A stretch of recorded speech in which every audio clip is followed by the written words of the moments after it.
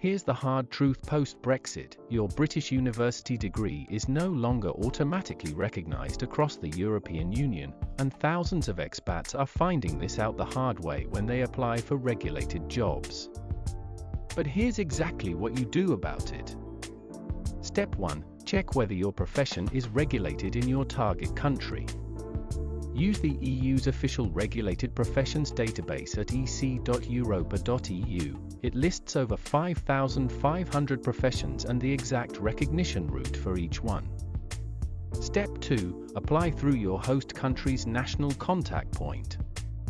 In Germany, that's the BMBF portal at ENIC-NARIC-in-Deutschland.de. In France, it's the Centre ENIC-NARIC at ciep.fr. Each country has its own form and timeline, typically 3 to 4 months for a decision.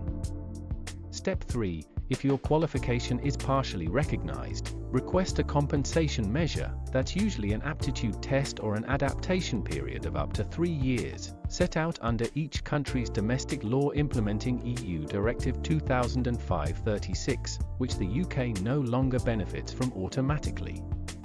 The critical mistake people make? Assuming a general university degree needs recognition, it doesn't. Only regulated professions require formal recognition. Wasting months on paperwork for a non-regulated role delays your job search for nothing. This is general information only. Always consult a qualified professional.